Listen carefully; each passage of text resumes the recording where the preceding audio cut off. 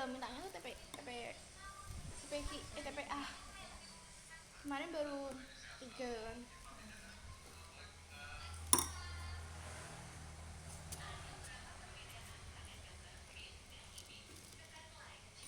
Berarti sebelum Jumat mungkin anu dicek terus masuk semua apa belum? Data bukannya. Kan berpengalaman yang kemarin toh. Di situ tuh ada diagram. Yang hijau itu presentasi apa gitu loh Bun. Lah yang merah itu yang aku bingung, yang 7 anak itu kenapa gitu lah. Aku kira kan umur. Jelasnya kemarin yang tua-tua ya nggak masuk ya. Yang tua-tua. Ya berapa?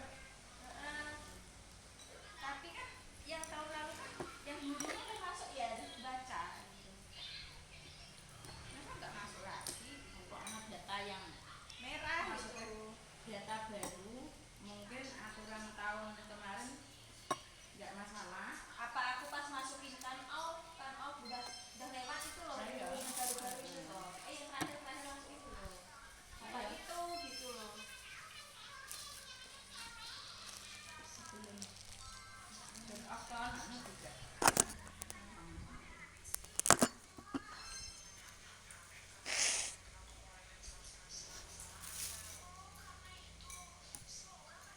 Di atas enggak cek lah awakmu masuk ya. Belum bisa ngecek soalnya belum mau kegeseran. Jadi belum tak cek namaku loh. Mau nak tetap sini ya. Baru bisa ngecek. Yang bulan Juli sampai Desember.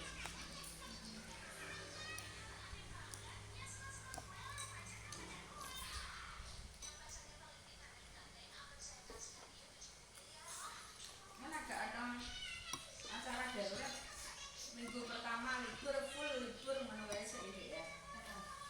Kalau apa? Maksudnya kan misalnya awakmu mah acara iki minggu itu ngono lho. Mestine gak ana darurat jujuk, nek dinas jujuk apa arkas darurat ditapang gitu maksudnya. Gak dinas. Minggu yang pertama atau full libur maksudnya lah. Minggu sing menjelang anu kok ayo dulu dari sekolahan kok piye kok mesti apa ngono maksudnya. Oh, nganu ruangan kan wis. CTT ya. Atau sekolahan sing minggu tengah. Sampai tanggal 14 kan berarti masuk Lah LPC itu Juni kemarin ya? Bu, LPC itu 25 Juli ke Juni kemarin. Terakhir Juni ya Bu? Juni apa Juli tak? Aku dulu ya Juni. Pas libur. Juli ya udah masuk tuh ya. yang masuk. Lah wong Juni iki lagi tutup ya. Tutup. Juni tanggal selawe rong rampung tanggal ya terus. BPC ini sapa? Dimajukan tanggal berapa gitu. Nah, 21 ya. Nah, majukannya. Itu Juli. Ya main logika aja lah Juni kan baru libur dikerjakan orang masang libur berarti. Cara pembukuan kan baru masuk kan. Tanggal selawe kan padahal gaji kan katanya honor tanggal itu kan gitu. Nah, untuk gaji kan juga. Iya, Gaji tetap ketawa. Juli ya.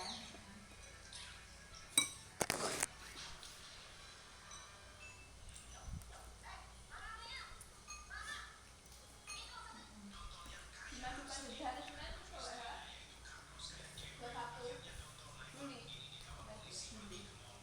25 kan katanya kamu tuh bisa majukan deh gitu ya. Wow, bilang.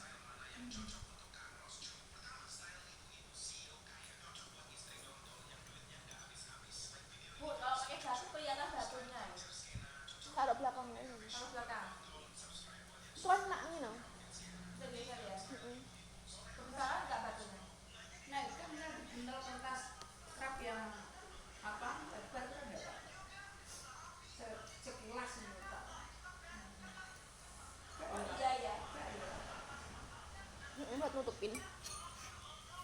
Itu masangnya ketika udah pasang Bener loh, Pak ya, batu. sudah. Bener. Aku juga. Ini wis kata aku mah. Aku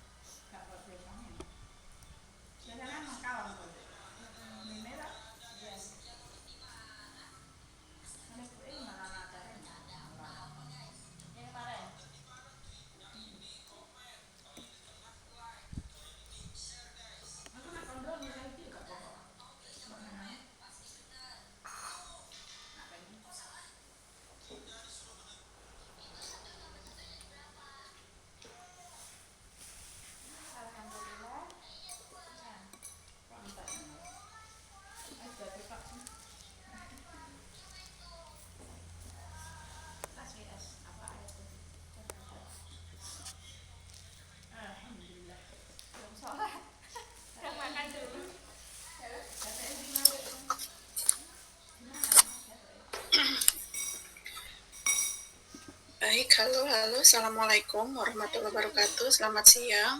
Waalaikumsalam warahmatullahi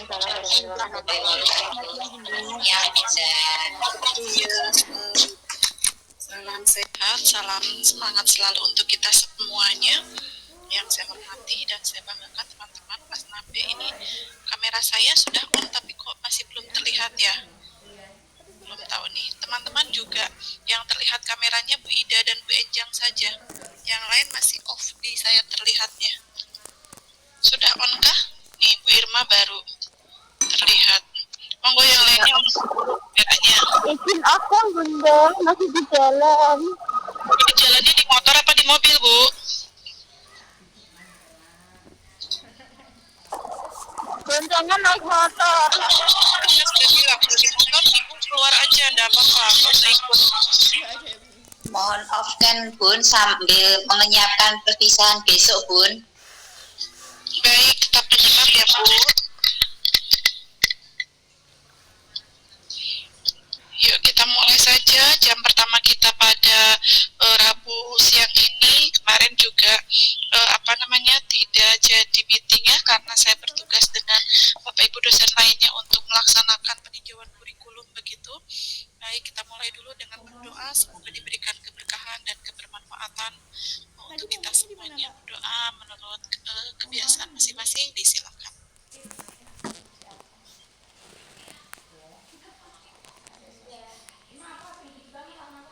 Ya, baik, berdoa cukup. Mari kita lanjutkan materi kita. Saat ini di penanganan anak berkebutuhan khusus kita masuk di anak autis ya. Nah, kita masuk di materi itu dan saya yakin Bunda dan teman-teman juga mungkin sudah mengenal tuh ya anak autis itu seperti apa di diagnosis ABK sudah masuk belum materi anak autis, gejala dan sebagainya. Kan pasti kalau mengontrak mata kuliah penanganan, diagnosis dan asesmen juga masuk ya. Iya Bunda. Ya, sudah ada diagnosisnya autis. Sudah Bunda. Sudah, ya. Alhamdulillah, berarti bisa kita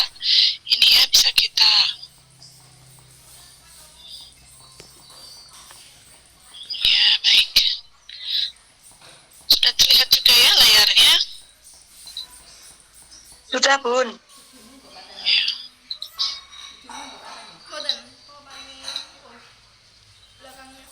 Ya. Baik, kita mulai dengan anak autis. Ya. Saya mungkin ya tetap akan mengulas ya walaupun tidak terlalu detail di diagnosis begitu karena biar nyambung kembali kalaupun mungkin sudah disampaikan oleh pengampu yang lain di diagnosis anak ABK, semoga tetap menguatkan ya. Nah, kita masuk di anak autis seperti yang mungkin Bunda dan teman-teman akan sering temukan ya di akhir atau di perkembangan zaman yang sekarang ini prevalensinya terus meningkat ya, begitu karena faktor-faktor pemicu yang menyebabkan anak memiliki gangguan sehingga menyebabkan autis ini. Nah, secara epistemologi autis ini berasal dari bahasa Yunani gitu ya, autos yang berarti diri sendiri dan isme itu suatu aliran, tapi autis sendiri bukan sebuah aliran ya, memang sebuah gangguan begitu, hanya secara epistemologinya saja. Ya, sehingga ya suatu faham gitu katanya yang tertarik hanya pada dunianya sendiri, tetapi dalam ilmu psikologi autis ini namanya berupa sindroma ya, karena spektrum begitu, karena tidak dapat berdiri sendiri, pasti diikuti oleh pemicu-pemicu lainnya atau diikuti oleh gangguan-gangguan lainnya. Nah, sindroma autis juga disebut dengan kelainan tumbuh kembang yang pertama kali dideskripsikan oleh Leo Kanner ya, seorang psikiater dari Universitas Johns Hopkins ya, universitas terkemuka di dunia setelah Harvard begitu ya. Nah, itu teman-teman, kita masuk di berikutnya bagaimana autis ini kita kenal ya dengan gangguan perilaku di mana kita akan melihat anak sibuk atau asyik dengan dia punya dunianya sendiri begitu ya, tenggelam dalam dunianya sendiri. Mari kita cermati ya definisi atau gejala-gejala yang lainnya ya, di mana tadi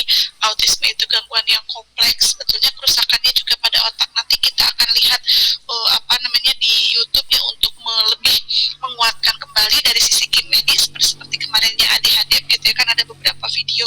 Nah ini juga saya cari ya, terutama tapi tidak selengkap kemarin anak autis, tapi tidak apa-apa, ini dari Brawijaya, kalau kemarin dari UI begitu ya.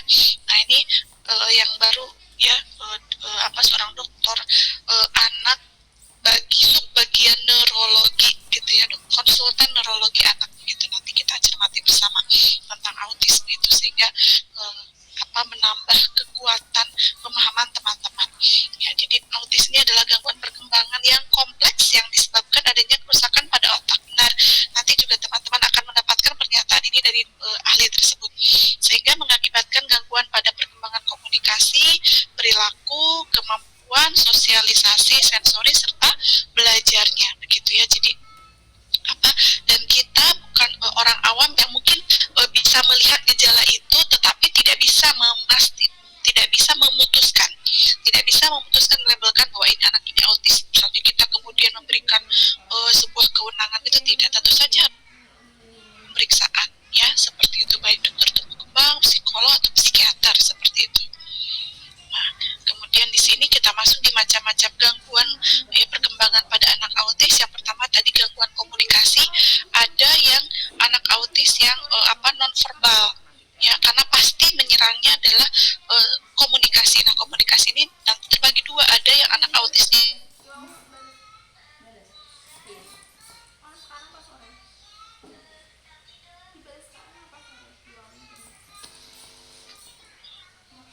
saya masih terdengar Masih Bunda. putus. Oke, kalau putus saya izin sambil off cam ya, sesekali on cam nanti biar sinyalnya. Saya juga barusan langsung itu kok terlihat saya terlempar, jaringan terputus. Jadi kalau misalnya saya di rumah tidak ke kampus karena gitu.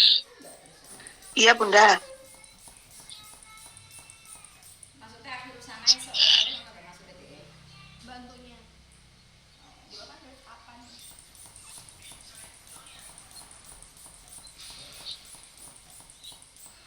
semua ya nih. Oke, kecil semua.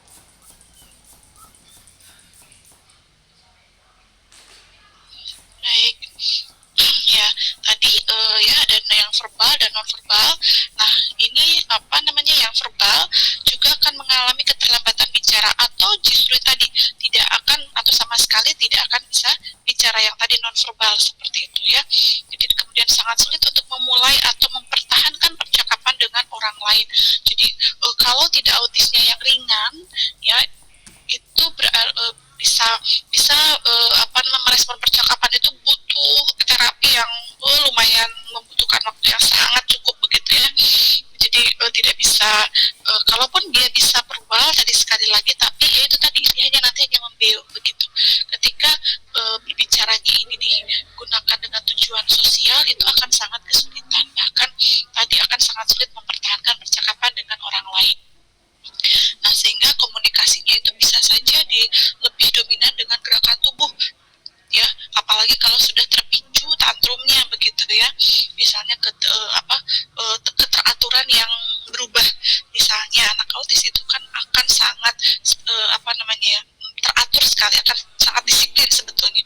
Jadi kalau setiap hari anak tersebut ke sekolah pakai jaket merah, jangan sekali-kali jaketnya berganti begitu. Kalau sudah anak paham sekali dengan keteraturan seperti itu, nah bisa jadi anaknya nanti tantrum, atau jalan sekolah yang tidak lewat seperti tempat biasanya. Nah, itu bisa juga memicu anak tersebut menjadi tantrum seperti itu ya, emosinya meledak-ledak begitu. Nah, itu jadi komunikasinya dilakukan dengan gerakan seperti mengulang-ulang gerakan tertentu atau bahasa tubuh. Nah, tadi ya di sini nih ada mengulang-ulang kata meracau begitu, membeuk, karena ya tadi kalaupun bisa bicara, bahasanya itu dianggapnya meracau atau membeuk karena tidak ada tujuan begitu ya, dan dia tidak memahami pembicaraan orang lain.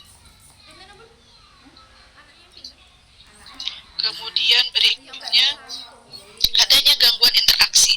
Gangguan interaksi ini tadi ya tidak bisa bersosialisasi dengan teman atau dengan lingkungan luarnya seperti itu. Mau siapapun itu, ayah, ibu, dan kakak adik, semuanya tidak bisa. Jadi dia kurang responsif terhadap isyarat sosial diajak main ya. Ya bisa jadi dia malah menggigit ya, seperti itu. Tidak ada tatapan mata atau kontak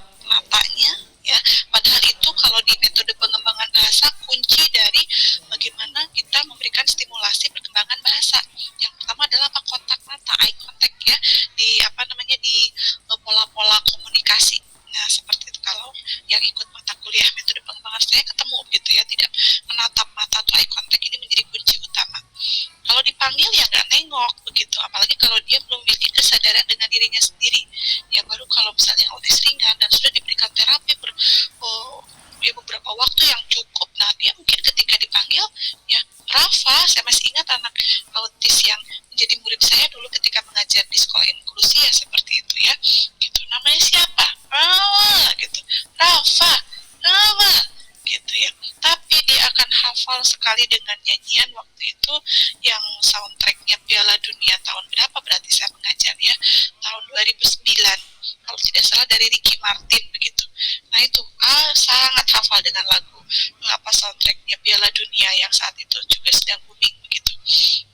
Ya dia tidak mau bermain dengan teman sebaya, senangnya menyendiri ya gitu, sibuk ya kalau tidak meletak-letak tangannya, ya namanya gitu ya, kukunya juga dikus-kus gitu ya, kemudian tepuk tangan sendiri, dia kemana-kemana, kemudian dia asik dengan dunianya sendiri dan tidak mampu mengekspresikan rasa senang, keinginan secara spontan dan tidak ada rasa empati ya. Jadi kalau ada teman yang jatuh atau apa ya biasa saja, bahkan ya ketika dia menyakiti dirinya sendiri dia tidak merasa sakit gitu, ada seperti itu ya. Nah kemudian juga berikutnya gangguan perilaku ya, dengan ditandai dengan dia cuek ya, tidak memiliki perhatian terhadap lingkungannya, asyik dengan dunia sendiri, tidak mau diatur biasanya begitu ya. Nah perilaku yang tidak terarah, nah mondar-mandir, lari-lari, manjat-manjat ya. Kemudian ada kalanya sangat agresif ya. Saya pertama kali begitu, walaupun saya sudah S1 tapi kan ilmu KBK saya waktu itu masih belum banyak begitu, sehingga saya berseramah mungkin, sangat mungkin menyapa anak autis murid saya namanya Hana juga waktu itu ya. Yang ada saya salim, Hana selamat pagi, yang ada bukan tak dibalik salim, tapi tangan saya diambil truk dan digigit, nggak dilepasin itu, sampai saya teriak sama Miss Amel waktu itu shadow teachernya. Nah gitu ya, barulah saya diberitahu, Miss bukan gitu ke anak autis, katanya nggak bisa dia disapa terus kita dikasih gitu ya. Nah kalau mau dia dipegang tangannya itu, Hana salam selamat pagi gitu, dipegangin gitu. Jadi tidak kita yang seperti ke anak yang normal seperti itu ya. Nah itu agresif ya, tantrum oleh sebab yang tidak jelas ya, banyak melamun ya, bengong, pikirannya kosong begitu ya, itu sangat senang terhadap segala sesuatu, benda atau mainan yang bisa berputar atau bergerak. Nah, maka biasanya ya jangan terlalu didekatkan, wah dia akan semakin tenggelam dalam dunianya sendiri seperti itu ya. Nah kelekatan terhadap benda tertentu, ini yang tadi saya katakan, ketika anak tersebut misalnya punya boneka yang wah udah cool, udah beladu sudah ya, misalnya wownya juga sudah gak karuan gitu, tapi anaknya akan sangat senang dengan itu ya, lekat dengan itu, kemana-mana dibawa, jangan sampai benda itu atau benda hilang atau mungkin lupa terbawa, wah itu bisa tantrum begitu ya, memicu emosinya meledak-ledak gitu, atau jaketnya atau tempat makan, tempat minum, motor ayahnya kayak gitu, itu kelekatan ya terhadap benda-benda tertentu. Dan ada perilaku yang ritualistik sih. Perilaku yang ritualistik itu seperti apa ya, jadi artinya ya seolah-olah dia tuh ya bukan berdoa, bukan apa, tapi ya yang setiap hari terus dilakukan ya, setiap pagi itu nih misalnya, setiap pagi atau setiap subuh dia akan bangun ya, itu entah apapun itu, tapi dia melakukan satu kegiatan itu dan itu dilakukan secara terus menerus begitu. Itu perilaku ritualistiknya ya. Nah berikutnya gangguan emosi, tadi perilaku ya, kemudian komunikasi gitu ya. Ini sekarang perilaku ya, tertawa, emosi tanpa sebab ya, emosi yang tidak terkendali dan rasa takut yang tidak wajar. Ada kalanya takutnya sangat berlebihan, ada kalanya justru yang tidak merasa takut sama sekali gitu ya. Jadi ada api ya dia nggak takut, dia merasa nggak panas, dan kita yang tidak ini bahayanya gitu, tidak ngeh dengan bahayanya. Kemudian gangguan persepsi sensoris ya. Nah persepsi sensoris, nah ini nih yang sering menjilat-jilat kalau tidak diawasi, itu semuanya kadang ya, jadi makanya rentan sekali biasanya dengan sakit pilek atau batuk, karena tadi ketika menjilat-jilat ini bisa jadi kan menghirup atau mungkin ya bakteri semuanya itu kan kena di mulut begitu. Nah, biasanya tadi menutup telinga bila mendengar suara keras atau nada tertentu. Nah, jadi mereka akan sangat sensitif dengan tekstur ya, yang tadi baju kasar tuh. Nah, misalnya sweater gitu, oh itu nggak suka ya gitu. Nah, tadi sangat tahan terhadap sakit, mau luka menganganya sebesar apapun itu darahnya ngalir terus biasa aja gitu, atau tangan kepalanya dijeduk-jedukan ke meja atau ke tembok sampai terbentuk, sampai merah, sampai berdarah ya juga tidak merasa sakit gitu teman-teman ya. Tadi karena yang tadi yang menyerang adalah gangguan di otaknya, sarafnya begitu ya. Nah, penyebabnya sekarang nanti kita cermati ya gitu. Setelah ini nanti kita selak dulu dengan video, nanti akan saya tampilkan. Penyebab autisme banyak, ada pada faktor genetik mungkin yang disebabkan di masa prenatal ya, ada pertumbuhan sel otak pada janin yang memang mungkin kelainan ya. Kalau tadi dikatakan terpapar banyak merkuri ke makanan, itu lebih kepada pendukung katanya, bukan penyebab. Tadi dokternya bilang begitu ya, saya tonton gitu. Nah, keracunan logam berat, gangguan autoimun itu nanti lebih kepada pemicu lainnya, bukan penyebabnya begitu. Nah, ada juga faktor predisposisi, ada yang menggunakan teori psikodinamikanya Mehler, biologi, dan teori dinamika keluarga. Ini ranah psikologi begitu yang melakukan ya analisis lebih mendalam mengenai penyebab keautisan itu, dilihat dari teori-teori predisposisinya.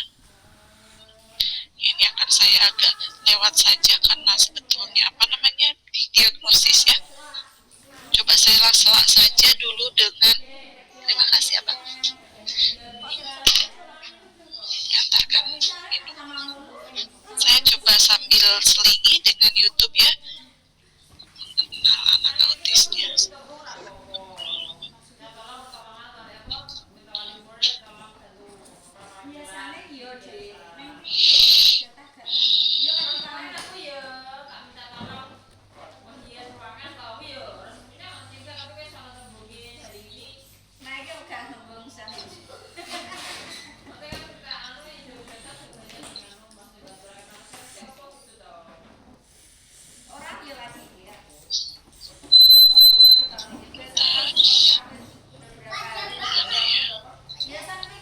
Saya stop share dulu ini rekam.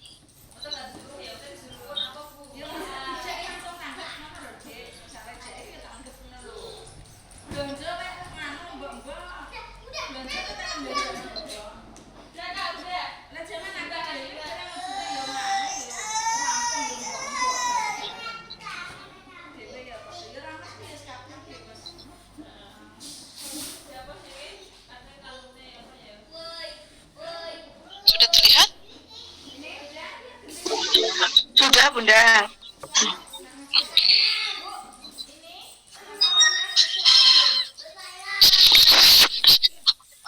Mungkin sehat. Para orang tua mungkin sudah sering dengar ya tentang istilah autis pada anak. Tapi sebetulnya banyak orang tua yang tahu sebenarnya apa sih batasannya. Nah, autis itu Suaranya kecil sekali, Bunda. ini yang menyebabkan gangguan komunikasi dan interaksi sosial. Sudah maksimal ya di saya, udah 100. Tahu dong bahwa penyebabnya sebetulnya Ya, sudah, Bunda. ya gangguan di saraf, bukan disebabkan karena misalnya kebanyakan main HP, main TV, atau karena dua bahasa. Itu hanya penyulit saja, bukan penyebabnya.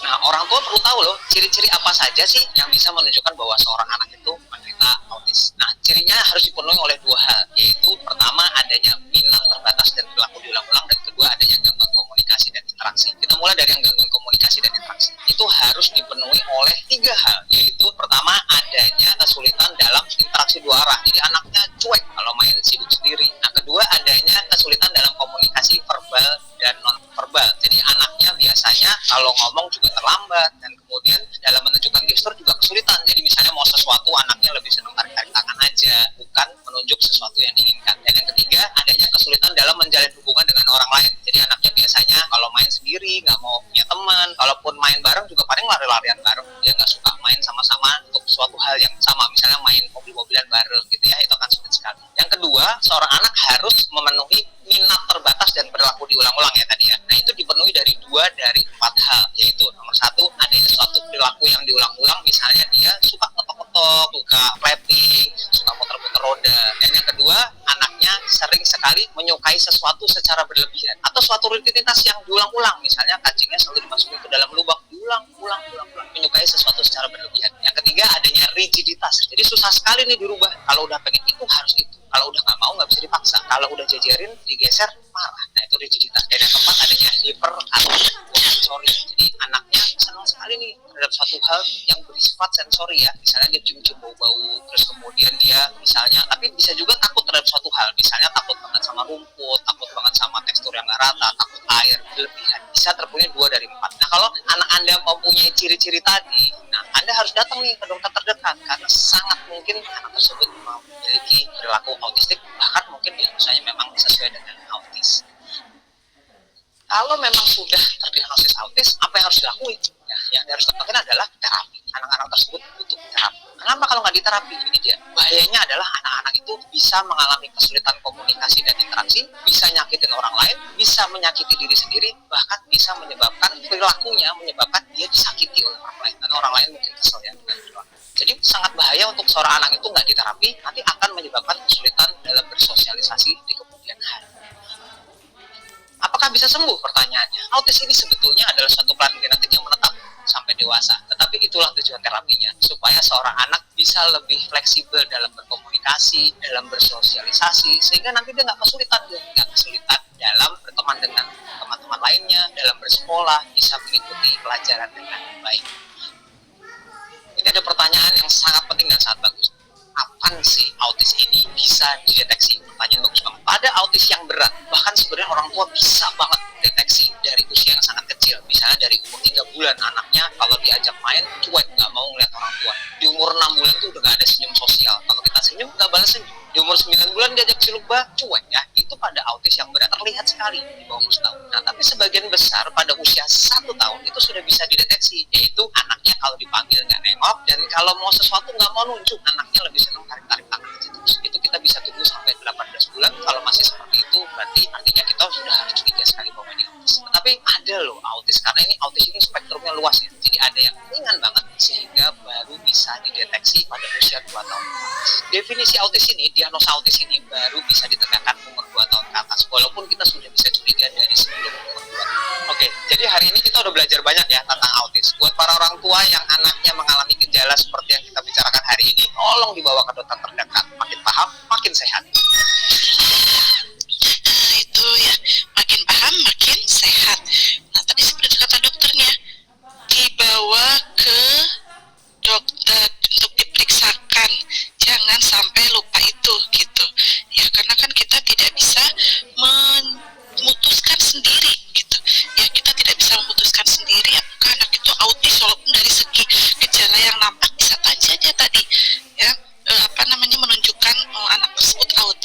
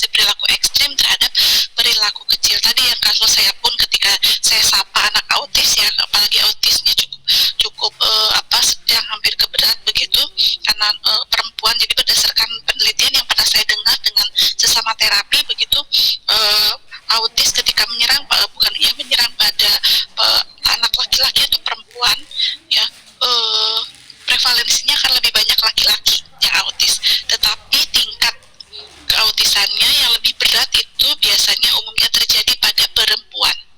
Jadi sekalinya anak autis dan perempuan itu biasanya autisnya berat begitu. Ini tadi sudah ya, kriteria Agustus saya bahkan bawa skip aja diagnosis karena mungkin sudah tersampaikan di di mata kuliah diagnosisnya. Nah ini nanti adalah hasil yang diharapkan dan penanganannya. Nah ini sudah berupa intervensi ya. Nah, di kerusakan komunikasi verbal, intervensinya bagaimana mempererat komunikasi. Kemudian teman-teman kalau secara praktis secara keseharian saya pernah sampaikan kalau punya IG ikut follow-nya Zidan Autism Diary, sudah ada yang tahu? Itu juga ini kita bisa lihat keseharian, walaupun Zidannya sudah besar begitu ya, dia sudah remaja akhir malah mungkin begitu. Nah tapi bisa melihat bagaimana karakteristik autis dan cenderungnya juga awalnya nonverbal tetapi sudah mulai bisa sedikit begitu ya gitu untuk bisa berkomunikasi dengan keluarganya seperti itu. Ini teknik-teknik yang diharapkannya. Nah ini penata laksanaannya di sini ya. Penata laksanaan itu artinya penanganannya. Jadi penanganan anak autis ini bukan untuk menyembuhkan begitu ya, karena gangguan autis tidak bisa disembuhkan ya, not curable but treatable ya, treatable gitu ya. Jadi bisa diintervensi, bisa diterapi. Jadi ketika kelainan yang ada di otak diperbaiki, namun gejala yang ada pada penderita autismenya tidak bisa disembuhkan, namun bisa dimaksimalkan seperti itu. Yang pertama ada terapi modifikasi perilaku ya, ada juga terapi sensori begitu ya. Nah, jadi dalam situasi seperti ini terapi dilakukan kurang lebih 1-2 tahun begitu ya. Dikatakan di sini menghasilkan peningkatan IQ dan fungsi adaptasi lebih tinggi ya. Jadi berdasarkan hasil penelitian, nah ada 2 kelompok ya yang di mana anak autis dengan diberikan intervensi begitu selama 1-2 tahun maka adaptasinya cenderung lebih tinggi. Peningkatan IQ-nya juga ada, tetapi saya yakin peningkatan IQ tidak akan lebih dari 5-10 poin, mungkin akan beranjak antara 1-2 poin. Misalnya IQ-nya autis itu di antara 85-88. Nah, maka ketika sudah diterapi bisa jadi sampai di 90 misalnya gitu ya. Apalagi sudah autis juga tunagrahita, wah itu luar biasa spektrumnya ya gitu. Kemudian agresivitas yang cukup banyak didapatkan pada anak autis sehingga memerlukan penanganan yang spesifik itu di terapi perilaku. Ada juga psikoterapi atau psikodinamika. Nanti saya punya lagi satu video terkait dengan contoh terapinya begitu ya. Ada psikoterapi individual ya gitu, tetapi di sini ketika usianya meningkat keautisannya tetap melekat gitu ya. Jadi cemasnya ada, bukan depresi regresinya ada, kemudian agresifnya ada, seperti itu semuanya tidak berkurang walaupun usianya tetap beranjak dewasa. Nah kemudian yang berikutnya ada terapi obat. Jadi anak autis ada juga yang mendapatkan terapi semacam ini terutama untuk ketika sangat impulsif ya, ketika juga apalagi yang disertai dengan super aktifnya, maka seperti yang kemarin di materi ADHD maka akan diberikan obat untuk menekan ya impulsivitasnya, menekan agresivitasnya gitu. Jadi diberikan dopamin ya yang salah satu kandungannya seperti itu. Kemudian makanan juga ada ya, terapi wicara juga ada, makanan kan yang tidak banyak mengandung gluten atau makanan yang gluten free begitu. Karena apa? Supaya energinya juga terbuang habis begitu, tidak banyak kalori yang masuk. Terapi wicara ya hampir diberikan kepada seluruh penyandang autisme, ya direkomendasikan untuk dilakukan begitu, karena tadi walaupun yang verbal tapi bahasanya juga bahasa yang munculnya adalah bahasa yang bukan bahasa sosial, tapi mereka meracau begitu, membeo. Nah ya maka harus diarahkan, apalagi yang non verbal seperti itu. Maka terapi wicara ini akan direkomendasikan untuk seluruh ya anak yang mengalami gangguan autisme itu. Nah berikutnya ada terapi okupasi ya, ini untuk tetap membuat anak autis bisa pertumbuhan fisik dan perkembangan fisik motoriknya juga tetap bisa berkembang walaupun biasanya sedikit kaku, apalagi yang tadi perilaku mengulang tiknya seperti itu kan, itu akan sangat bertahan lama.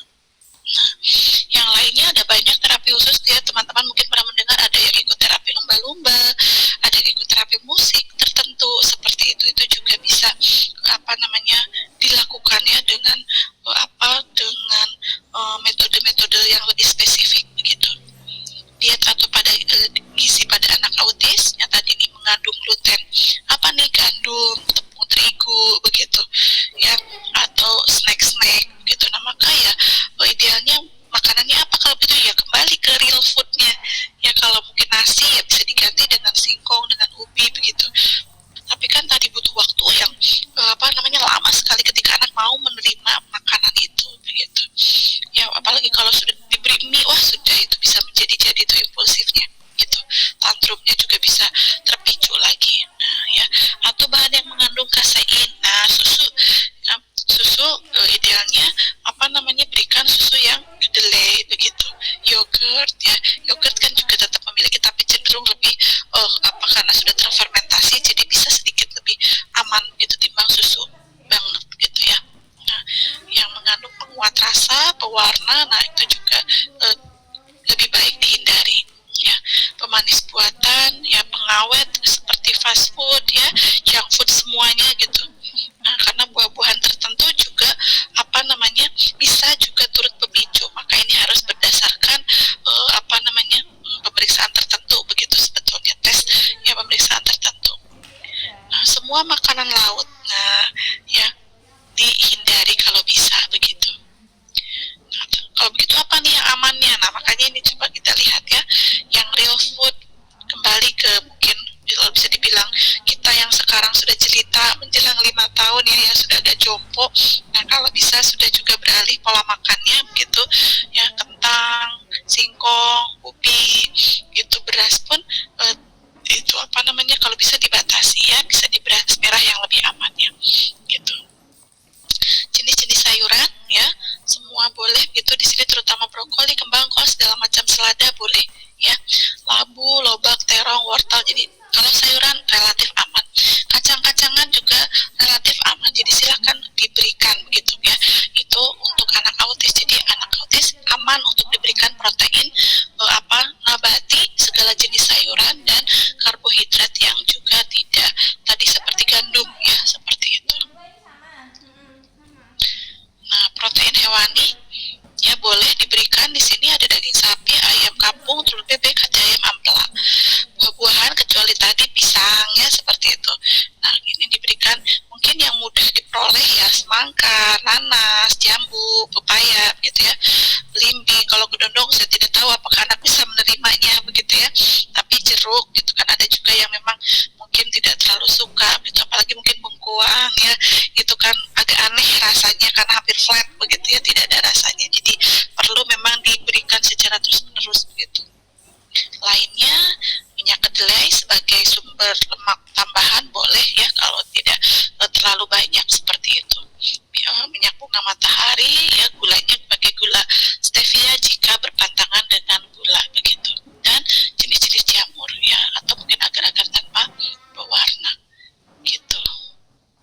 Nah ini ada beberapa jenis kegiatan terapinya ya, itu yang bisa dilakukan karena autis ini ya tadi cukup berat begitu. Kita yang mungkin kalau guru biasa menurut saya tidak akan sanggup ya ketika teman misalnya di sekolah itu ada, mungkin kan nanti sebentar lagi akan masuk di PPDB ya, penerimaan peserta didik baru. Nah, ketika mungkin ada anak yang terindikasi autis dan sudah memang berdasarkan laporannya seperti itu, pemeriksaannya seperti itu, maka ya ketika kita pun ingin menerima anak dengan berbagai kondisi, perhatikan juga tingkat kebutuhan kita, ya gitu.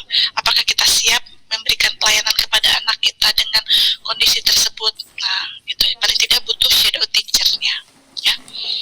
Begitu teman-teman, ini untuk materinya.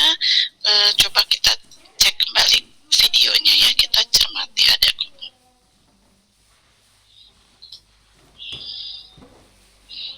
biar lebih terlihat ya suasana bagaimana di sebuah inklusi. Sudah terlihat belum? Sudah, Bu. Oke, volumenya saya naikkan.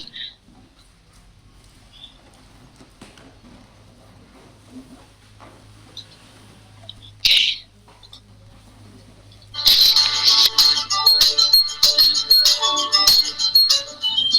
Sepintas anak-anak ini seperti anak-anak pada umumnya. Namun jika kita berinteraksi lebih lama, maka kita akan mendapati suatu yang Kalau istimewa. itu Down syndrome ya. Ya, anak-anak ini bukanlah Kalau ini autis. mereka adalah anak-anak istimewa penyandang autis atau Autism Spectrum Disorder. Autism Spectrum Disorder adalah gangguan perkembangan yang mempengaruhi interaksi sosial, komunikasi, dan perilaku. Berdasarkan data dari Badan Pusat Statistik, pada tahun 2015 diperkirakan ada sekitar 139.000 anak autis berusia 17 tahun ke bawah, dan jumlah ini terus bertambah setiap tahunnya. Faktor genetika dan lingkungan diperkirakan dapat memicu autisme. Namun hingga saat ini, penyebab pastinya belum diketahui. Autisme yang timbul tanpa faktor penyebab dasar atau dikenal dengan autisme primer merupakan jenis autisme yang paling umum terjadi. Jumlahnya diperkirakan mencapai 90% dari keseluruhan penyandang autisme. Selain itu, ada beberapa faktor kategori yang dapat digunakan untuk mengelompokkan faktor pemicu risiko autisme. Di antaranya adalah pengaruh kelahiran dan masa dalam kandungan, pengaruh faktor neurologis, dan pengaruh faktor psikologis. Risiko anak mengidap autisme diperkirakan akan semakin meningkat jika sang ibu menjalani masa kehamilan dan melahirkan pada usia di atas 35 tahun. Meski autisme belum bisa disembuhkan, namun ada banyak layanan bantuan pendidikan dan terapi perilaku khusus yang dapat meningkatkan kemampuan penyandang autisme.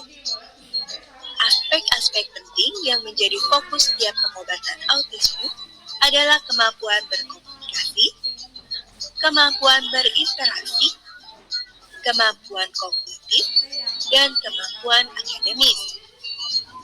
Hal ini bertujuan untuk membantu penyandang autisme dalam berkomunikasi dan berinteraksi sosial, sehingga mereka lebih mudah beradaptasi dengan lingkungan. Sangat penting sekali untuk anak-anak berkebutuhan khusus, apalagi untuk anak-anak autis ya, karena mereka dari awal perilakunya itu berbeda dengan teman-teman yang lain, berbeda dengan anak-anak yang lain. Mereka itu kenapa disebut dengan autisme, dengan perilaku yang berbeda. Nah, akan kita sembuhkannya dengan cara terapi. Contohnya, seandainya misalkan sensor integrasi, anak-anak yang berperilaku seperti ADHD, kemudian yang aktif, itu akan kita lakukan dengan sensor integrasi. Untuk anak-anak terapi yang nonverbal, kita lakukan dengan terapi bicara agar mereka bisa berbicara, mengucapkan kata-kata. Kemudian kalau untuk terapi yang memang anaknya tidak perilaku. Di samping terapi, peran orang tua bagi anak-anak istimewa penyandang autisme sangatlah penting. partisipasi aktif orang tua akan mendukung dan membantu meningkatkan kemampuan sang anak. Orang tua diharapkan untuk terus mencari informasi sebanyak mungkin tentang autisme dan penanganannya. Ada beberapa cara yang dapat dilakukan untuk menangani anak-anak istimewa penyandang autis. Di antaranya adalah penggunaan kata-kata yang sederhana, selalu menyebut nama anak saat mengajaknya bicara, menggunakan bahasa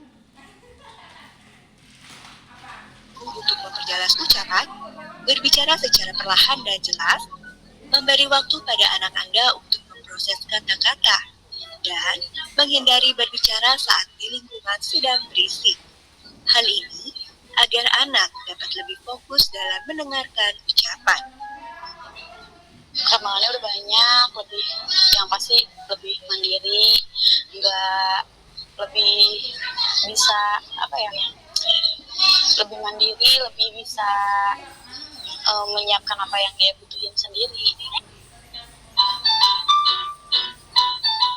Seperti anak-anak pada umumnya, anak-anak istimewa penyandang autisme pun membutuhkan perhatian dan kasih sayang dari orang tua. Karena tanpa dukungan orang tua, akan sulit bagi penyandang autis untuk berkembang dan digali potensinya. Penyandang autisme juga membutuhkan penerimaan yang baik dari lingkungannya untuk membuat hidup mereka lebih baik. Semoga kedepannya wawasan dan kepedulian masyarakat terhadap anak-anak penyandang autisme semakin tinggi, agar keberadaan mereka tidak lagi dipandang sebelah mata.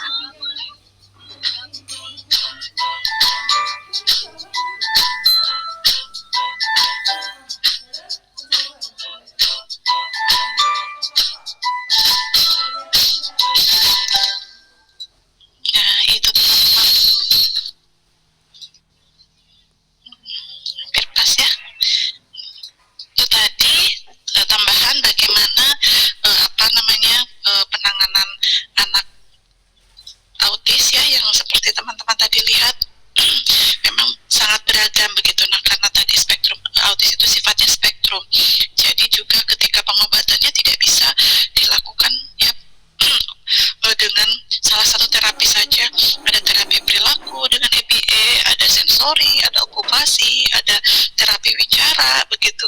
Kemudian bergabung di kelas yang normal, dan obat-obatan juga mungkin ada yang tadi dikonsumsi seperti itu, yaitu harus memang bersinergi dengan berbagai pihak, yang dalam hal ini bisa dokter tumbuh kembang, dokter ahli gizi, ya, kemudian para terapis tadi seperti itu. Nah, ketika anak autisnya pada anak mendapatkan treatment yang baik begitu, maka bisa jadi juga walaupun autis tetap tumbuh kembangnya tetap bisa optimal gitu. Banyak juga anak-anak autis yang mungkin teman-teman pernah lihat, ada yang seperti dulu pernah hadir di Kick ND ya, di TV-TV begitu, yang memang juga mereka bisa memunculkan sisi potensinya yang luar biasa. Ada yang tadi hafal sekali dengan pidato dulu Pak Menteri siapa dari A sampai Z ya, teman-teman mengenal ada karisma namanya dulu.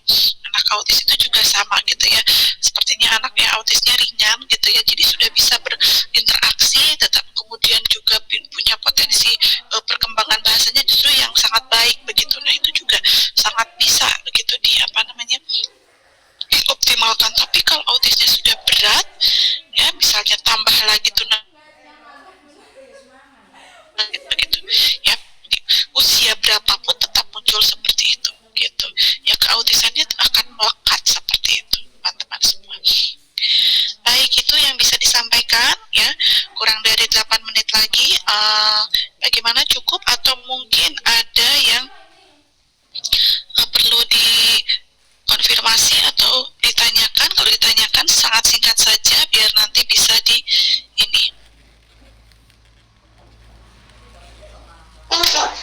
Bunda Mula izin bertanya,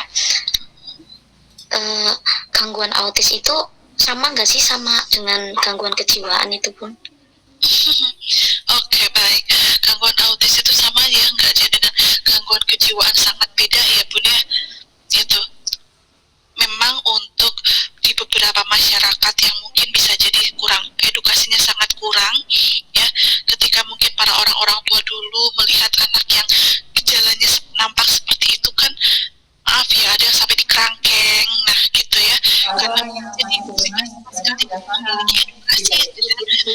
atau tergantung siapa temannya.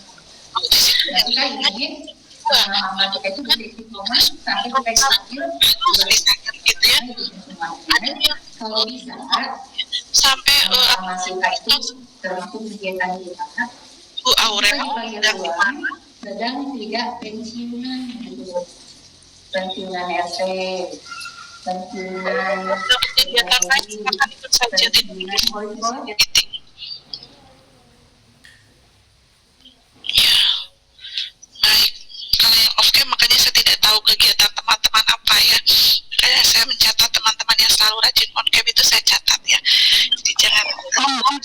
Hanya sinyalnya putus-putus kalau on cam. Ya, Bu Enjang tadi sesekali saya lihat on cam kok, tenang aja. Tadi di awal Bu Enjang sudah on cam ya, saya tahu begitu. Dan karakter Bu Enjang tiap pertemuan juga selalu begitu, artinya on cam. Saya tahu begitu, jadi saya hafal Bu Enjang ya. Wida, Bu Sri Utami. Kembali ke pertanyaan tadi ya Bun, saya juga samakan sesekali on cam lah, tapi saya mau nyambi apa karena saya yang berbicara ya begitu, karena biar terdengar dengan teman-teman saja supaya jelas. Nah tadi ada yang sampai berpikiran bahwa percaya ketika ada anak yang mungkin kita setelah diketahui itu anak autis, ya percayanya bahwa anak itu ada seperti itu, sehingga ketika misalnya mengganggu banyak orang itu ya dianggap sangat merugikan. Nah ketika bisa disembuhkan ya dianggap itu sangat membahayakan orang, sehingga ada yang dipasung, dikerangkeng seperti itu. Tapi yang pasti autis bukan orang dengan gangguan kejiwaan, ingat ya gitu. Jadi setelah mengikuti ini anak saya yang kedua ODGJ Bun. Ya, bukan ODGJ seperti itu beda lagi ya gitu, karena kerusakan otak ya, kerusakannya sifatnya fisik, kerusakan otaknya gitu. Bisa jadi kalau ODGJ kan atau orang yang dengan gangguan jiwa dulu baik-baik saja karena dia depresi ya, sehingga alam bawah sadarnya terbalik, begitu kan terbalik ya, alam bawah sadarnya yang lebih dominan gitu, maka ya dia seperti kehilangan tadi akalnya, kehilangan jiwanya seperti itu. Padahal semuanya nampak normal saja gitu ya. Jadi Bunda Sri Utami semoga paham bahwa autis ini tidak sama dengan orang yang dengan gangguan kejiwaan, tetapi orang yang atau individu yang memiliki gangguan atau kelainan pada sistem otaknya tadi, sistem saraf otaknya gitu. Sehingga tadi gangguan perilaku yang pertama, komunikasi ya gitu, itu yang munculnya, dan sensorisnya tadi seperti itu. Tapi kalau yang misalnya tadi verbal ya mereka baik-baik saja, mereka bisa kok berkomunikasi gitu. Ada juga mereka yang tetap bisa memiliki potensi ya seperti itu ya. Tadi yang saya sebutkan ada anak-anak autis yang berprestasi juga ada banyak gitu. Coba teman-teman googling saja ya, misalnya anak autis yang berprestasi itu ada banyak begitu. Coba di berita-berita, karena itu menunjukkan bahwa dengan penanganan yang sangat baik ya, saya yakin anak autis itu tetap bisa teroptimalkan potensinya gitu ya. Coba kita misalnya berprestasi ada tidak ya, saya sambil googling biar bisa ini. Dulu saya pernah mengikuti march atau jalan sehat ya, jalan sehat memperingati hari anak autis sedunia. Nah gitu ya, mereka sebagai sosok-sosok yang justru ya ketika bisa bergabung dengan memang sesama autis ya, mereka sendiri-sendiri tapi biasanya dengan sesama shadow teachernya gitu, tetap bisa mengikuti kok kegiatan-kegiatan itu. Nih saya googling saja langsung ketemu tuh ya, ada beberapa anak-anak autis Indonesia yang memang juga memiliki prestasi. Nih ada Thomas Andika ya, nah dia yang memiliki potensi yang sangat baik dengan kerajinan origaminya katanya gitu. Dalam hitungan jam saja Thomas mampu menghasilkan puluhan origami dengan tingkat kesulitan yang sangat beragam, bahkan yang sampai sulit sekalipun. Kemudian ada juga Oscar ya, yang juga penyandang autis tetapi juga memiliki prestasi yang sangat baik, bahkan bisa kuliah S1 di jurusan bahasa Inggris. Nah gitu, bahkan meraih rekor muri menjadi sarjana gitu ya. Nah bahkan juga menulis buku Autistic Journey dan The Life of the Autistic Kid Who Never Give Up. Nah